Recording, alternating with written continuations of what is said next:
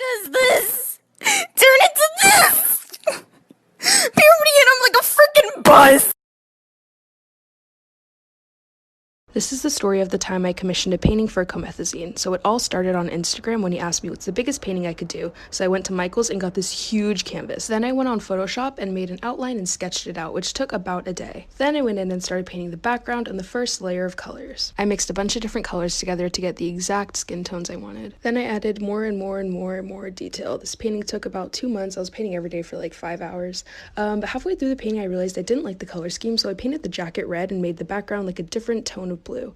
Then I had to paint the dog, which I was really scared of because I'm not used to painting animals, but it turned out really good. He even told me I did a good job at resembling his dog. Then I went in and added more detail. I think that's like my 50th time saying detail in this video, but anyways, I finished and I was super excited. I really liked the way the red and blue contrasted against each other and everything just came together nicely. Then it was time to sign it and give it to him, even though it barely fit in my car. We got some cool pics together and he paid me. It got a lot of love, even Trippie Redd put it on a story. Also, I just realized yesterday you can see it in his new album cover. Let's try words that end in O-N. Prostitution. What did you say? Prostitution. What is prostitution? What is prostitution? Let's say prostitution is when you work in the street and you get paid. I want to do prostitution. No. All right. Moving on to words that end in R-E, but let me just have a second here to think if nothing, there can't be. So shout out words that end in R-E. Crack whore.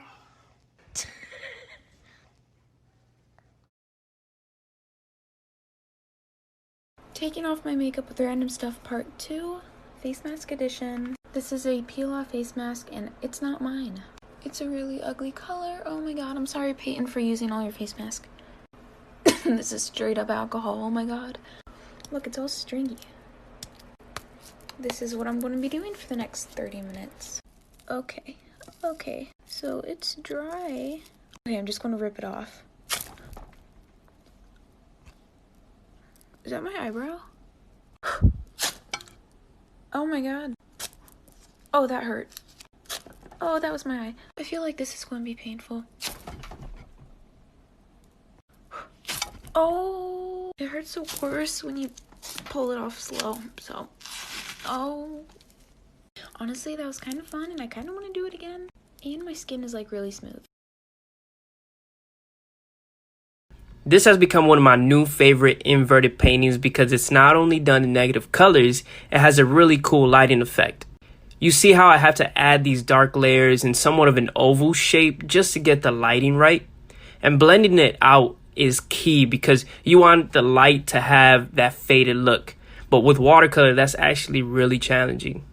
And here I am adding really light tones. I want to make sure that there's only a hint of blue. Because when it inverts, it'll actually be a really dark color, but it'll still have a slight hint of that skin tone. The eyebrows and hair were really tricky on this piece because I could only highlight which hairs will show when you invert the camera. So the effect is really cool, but very challenging. This is the final product, and at first glance, it's kind of hard to tell what it is until you invert it and the true image pops.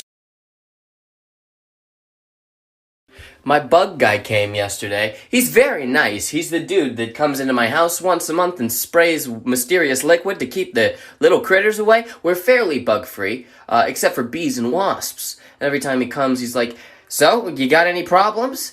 And I was like, "Yeah, bees and wasps." And he's like, "Oh, I can't kill pollinators legally. I'm not allowed to." And I was like, "Wait, bugs have rights?"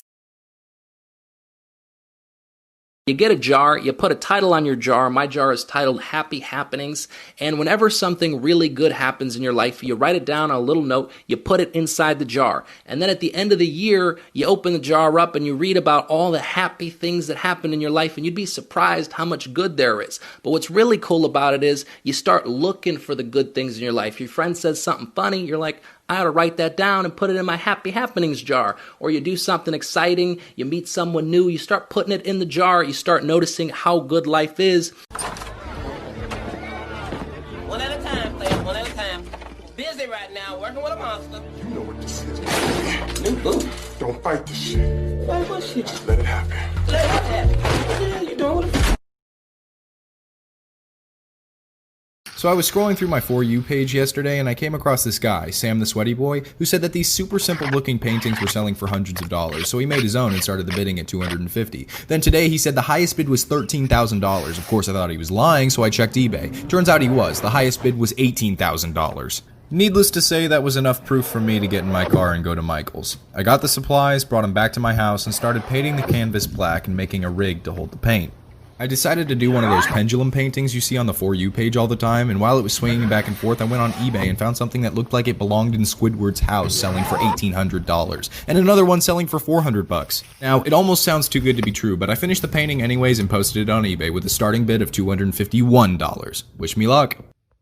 Please don't be ugly. Please don't be ugly. Please. Please. Oh my god!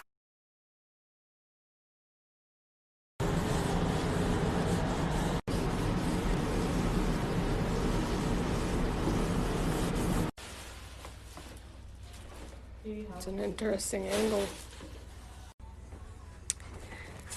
About halfway done taping. So now she's, now she's painting all the edges.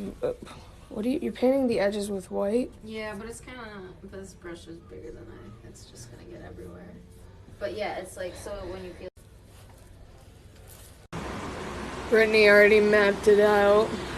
So, oops. So now we're gonna start painting.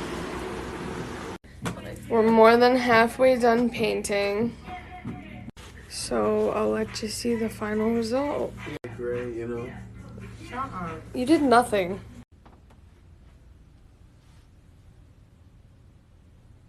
Different pitch.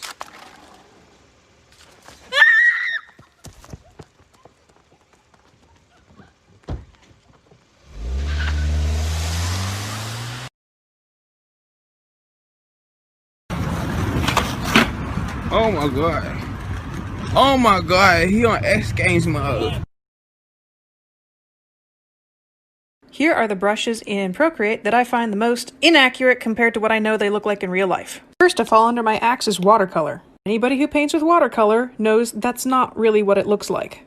Especially the way it's layering like that. Watercolor doesn't do that, it bleeds. Example. Check out the evenness of tone.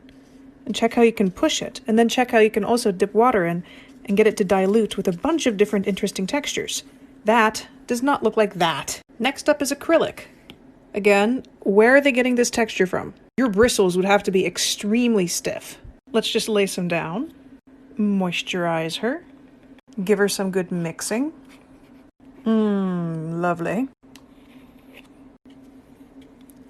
That does not translate to that. And finally, syrup.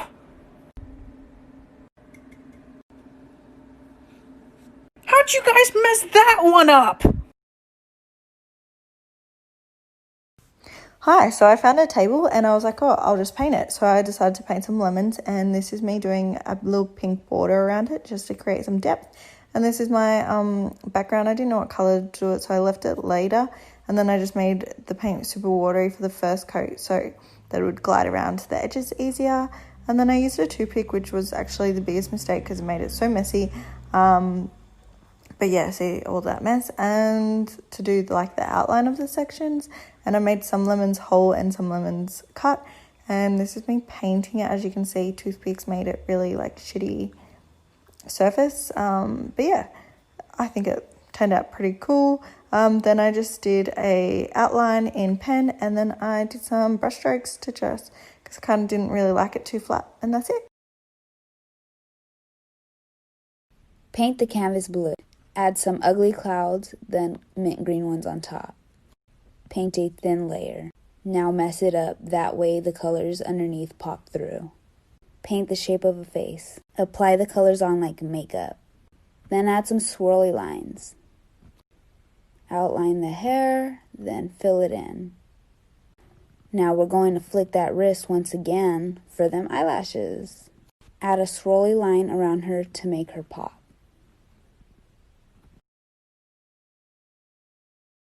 So I let my kids draw on the glass today, so I figured it's only fitting for me to do the same.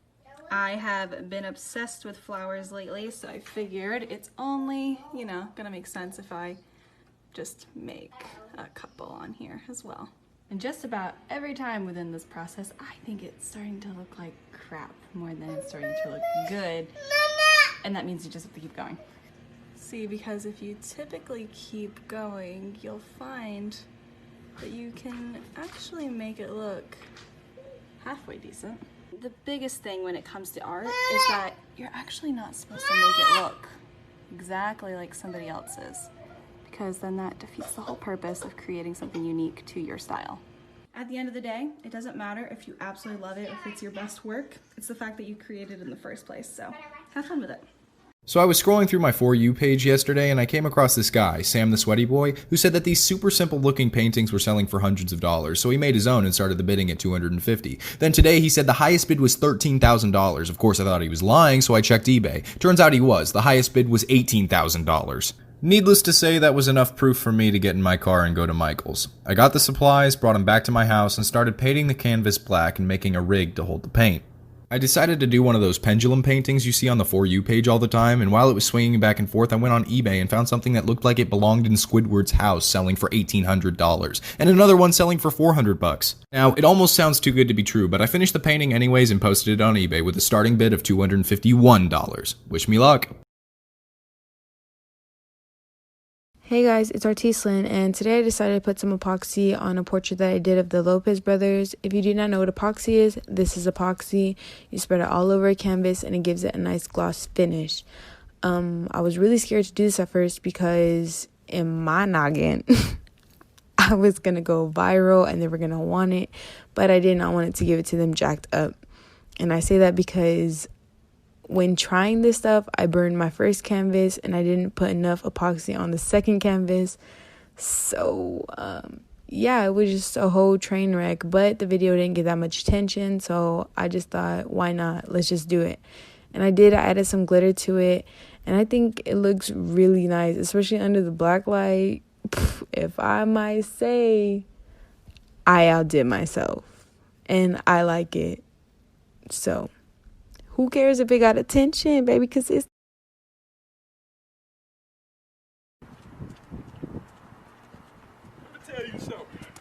Let me tell you. I bought this brick panel at Home Depot and I painted it gray. Then I took these spray cans, the brand is Hardcore, and I spray painted these hearts.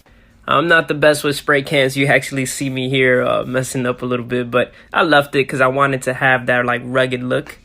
I also didn't have brown paint, and I actually didn't realize that, so I had to mix colors to create my own skin tone.